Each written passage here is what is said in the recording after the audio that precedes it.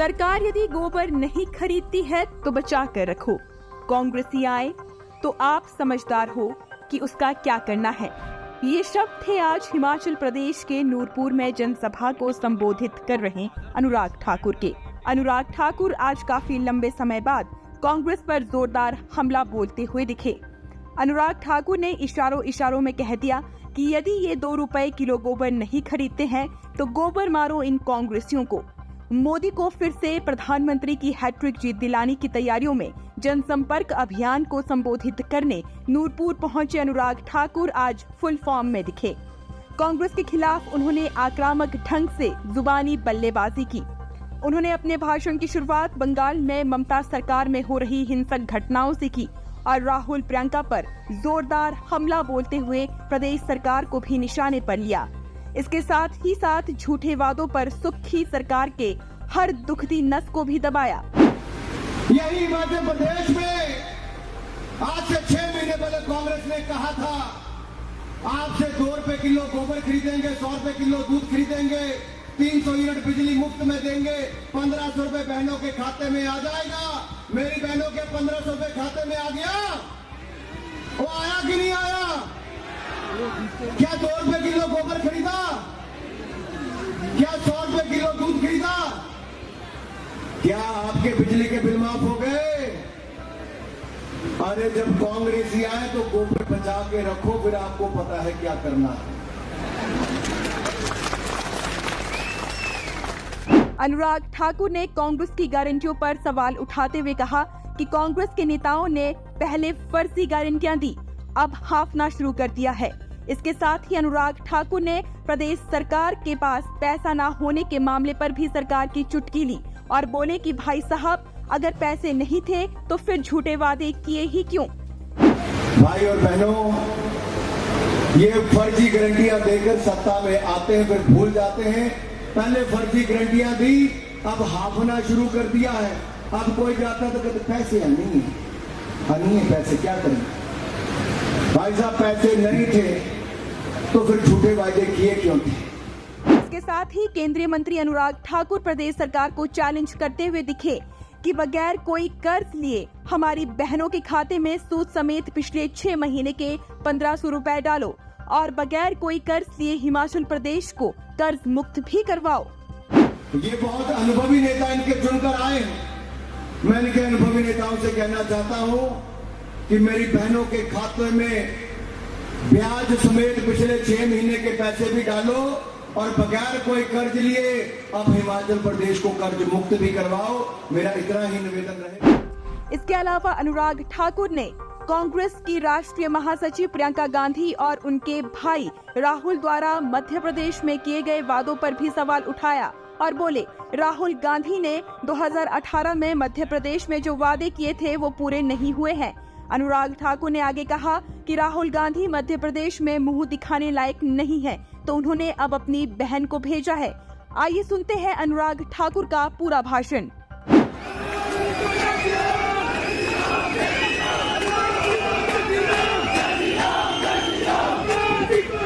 भारत माता की। भारतीय जनता पार्टी के सम्माननीय राष्ट्रीय अध्यक्ष, राज्यसभा के माननीय सांसद और जिनके मोदी सरकार में स्वास्थ्य मंत्री रहते हुए हिमाचल प्रदेश को बहुत सारी सौगातें मिली, ऐसे परमादरणीय जगत प्रकाश नड्डा जी, नेता प्रतिपक्ष और पूर्व में रहे मुख्यमंत्री आदरणीय भाई जयराम ठाकुर जी, भारतीय जनता पार्टी के राष्ट्रीय उपाध्यक्ष आदरणीय माननीय सुल्तान सिंह जी, हिमाचल प्रदेश के जुझारू अध्यक्ष पूर्व में रहे मंत्री आदरणीय भाई राजीव बिंदल जी,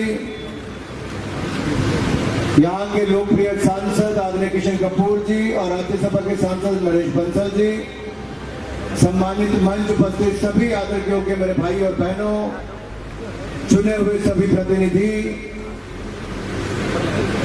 और मीडिया से आए हुए मेरे प्रिय मित्रों, मैं सबसे पहले तो आप सबकी ओर से माननीय राष्ट्रीय अध्यक्ष जी का वीर भूमि और देवभूमि हिमाचल प्रदेश के इस द्वार नूरपुर में इनका बहुत बहुत स्वागत और अभिनंदन आप सबकी ओर से करता हूं। मित्रों, बहुत खूबसूरत कार्यालय, भारतीय जनता पार्टी का अपना कार्यालय और इतना खूबसूरत बना है, वो आदरणीय नड्डा जी के कर कमलों से उसका उद्घाटन हुआ। उसके लिए मैं आप सबको बहुत बहुत बधाई और शुभकामनाएं देता हूं। मैं बधाई देता हूं आदरणीय निक्का जी को, आदरणीय विपिन परमार जी को, त्रिलोक कपूर जी को, हंसराज जी को, सारे पार्टी के वरिष्ठ नेताओं को, जिला कांगड़ा को, चंबा को, जो यहाँ पर एक शानदार कार्यालय भी बना, बहुत बड़ी सुविधा बनी है। मित्रों, केवल भारतीय जनता पार्टी शायद एक पार्टी देश में होगी जिसका लगभग हर जिले में कार्यालय बनकर तैयार हो रहा है। कार्यकर्ताओं की चिंता और जनता की चिंता, जिनके लिए एक स्थान हो कि कहां पर जाकर उनसे मिलना है। मैं एक और देख रहा हूं कि देश में, बंगाल में जब हमारे राष्ट्रीय अध्यक्ष गए तो वहां पर कुछ शरारती तत्वों ने, जिनका तृणमूल कांग्रेस से संबंध था, इनकी गाड़ी पर पथराव भी किया था। उस बंगाल में जहां ममता दीदी की सरकार हो, वो बंगाल चल रहा है, साथ ही चल रही है बंगाल की अस्मिता, बंगाल की पहचान, बंगाल की शान, बंगाल का नाम, और जलाने का काम कर रहा है ममता दीदी और उनके वहां के लोग। वो बंगाल जो कभी जाना जाता था सुभाष चंद्र बोस जी के लिए, डॉक्टर श्यामा प्रसाद मुखर्जी के लिए, रविंद्रनाथ टैगोर जी के लिए, स्वामी विवेकानंद जी के लिए, उसी बंगाल का नाम आज बदनाम हो रहा है। हिंसा की बात करें तो वहां पर देखने को मिलता है कि हिंसा, तुष्टीकरण, अराजकता, भ्रष्टाचार बंगाल का न्यू नॉर्मल बन गया। ये मैं इसलिए कह रहा हूं क्योंकि वहां पर फिर पंचायती राज के चुनाव आए, फिर आम जनमानस पर हिंसा होनी शुरू हो गई। और मैंने नड्डा जी का नाम लेकर इसलिए याद करवाया कि यहां पर नड्डा जी आए तो आप सबने हजारों फूल बरसाए, लेकिन बंगाल में गए तो वहां पर हिंसा देखने को मिलती। ये अंतर है। मित्रों, मैं इतना जरूर कहना चाहता हूं, बंगाल इसीलिए नहीं कट मनी के लिए भी जाना जाता है। बंगाल आज नकद के बदले नौकरी के लिए भी जाना जाता है। सफाई कर्मचारी की नौकरी चाहिए तो 4 लाख दे दो, क्लर्क की नौकरी चाहिए तो 5 लाख दे दो। ये ममता दीदी से लेकर लालू जी तक यही है। यहां नकद के बदले नौकरी, कैश फॉर जॉब, तो दूसरी ओर लैंड फॉर जॉब, जमीन के बदले जॉब। ये लालू जी के जमाने में वहां पर होता है। ये सरकारें ऐसी जहां पर भ्रष्टाचार उनके ऊपर चिपका हुआ। और भ्रष्टाचार की बात मैं इसलिए करता हूं, 10 साल पहले देखेंगे तो यूपीए की सरकार में एक के बाद दूसरा भ्रष्टाचार नजर आता था, लेकिन मोदी सरकार के पिछले 9 साल उठाकर देखिए, ईमानदार सरकार नजर आती है तो प्रधानमंत्री नरेंद्र मोदी के नेतृत्व। 1 रुपए के घोटाले का कोई आरोप नहीं लगा पाया, ना किसी मंत्री पर, ना किसी नेता पर, और ना ही प्रधानमंत्री पर। आज देश अपने आप को ज्यादा सुरक्षित महसूस करता है। सीमा पर खड़ा हमारा जवान, आज उसको आधुनिक हथियार मिलते हैं, आधुनिक वस्त्र और बुलेट प्रूफ जैकेट मिलती है, राफेल विमान मिलता है तो मिसाइल भी मिलती है। हमारे सेना को मजबूत और सशक्त भी किया और भारत को और सुरक्षित महसूस करवाया तो नरेंद्र मोदी की सरकार ने करवाया है। 1 लाख करोड़ से ज्यादा के रक्षा उपकरण आज हिंदुस्तान में बने। आत्मनिर्भर भारत को बल देने का काम हुआ। जहां देश अपने आप को सुरक्षित मोदी सरकार में महसूस करता है, वहीं आज एक सेना का जवान तमिलनाडु में अपनी बीवी की सुरक्षा की गुहार करता है। कांग्रेस और डीएमके की सरकार में पेडावेडू में उस सैनिक की पत्नी को कपड़े फाड़ के नंगा घुमाया जाता है। इससे बड़ी शर्मनाक बात क्या है। और वहां की सरकार मूक दर्शक बन के रहती है, स्टालिन जी उस पर कोई कदम नहीं उठाते हैं। मित्रों, तुलना इसलिए करनी होगी कि पहले बेईमानों की सरकार थी, आज पार्टी का कार्यकर्ता या जनता कह सकती है आज ईमानदार सरकार है और दमदार प्रधानमंत्री भी है। मेरे भाइयों, मैं आपसे निवेदन करने आया, एक और प्रियंका दीदी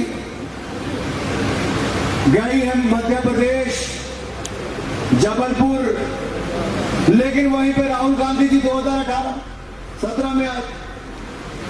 वो वहां पर क्या कहते थे, 2018 में आके वहां पे गारंटी देकर गए थे कि किसानों के कर्जे माफ कर देंगे, बेरोजगारों को बेरोजगारी भत्ता देंगे। कांग्रेस की सरकार भी मध्य प्रदेश में आई, लेकिन ना बेरोजगारी भत्ता मिला और ना ही वहां के किसानों के कर्जे माफ हो पाए। राहुल गांधी जी मुंह दिखाने लायक नहीं रहे तो बहन प्रियंका जी को वहां पर भेज दिया। मेरा प्रियंका गांधी जी और कांग्रेस पार्टी से प्रश्न है कि किसानों के कर्जे क्यों माफ नहीं हुए और आज कौन से झूठे वायदे करने आए। यही मध्य प्रदेश में आज से 6 महीने पहले कांग्रेस ने कहा था आपसे 2 रुपए किलो गोबर खरीदेंगे, 100 रुपए किलो दूध खरीदेंगे, 300 यूनिट बिजली मुफ्त में देंगे, 1500 रुपए बहनों के खाते में आ जाएगा। मेरी बहनों के 1500 रुपए खाते में आ गया? वो आया कि नहीं आया? क्या 2 रुपए किलो गोबर खरीदा? क्या 100 रुपए किलो दूध खरीदा? क्या आपके बिजली के बिल माफ हो गए? अरे जब कांग्रेस ही आए तो गोबर बचा के रखो, फिर आपको पता है क्या करना है।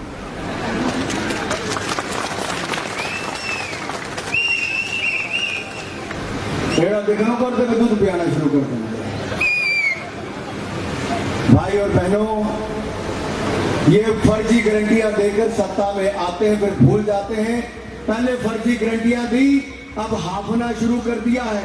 अब कोई जाता तो कहते पैसे नहीं है पैसे, क्या करें भाई साहब, पैसे नहीं थे तो फिर झूठे वायदे किए क्यों थे। ये बहुत अनुभवी नेता इनके चुनकर आए हैं।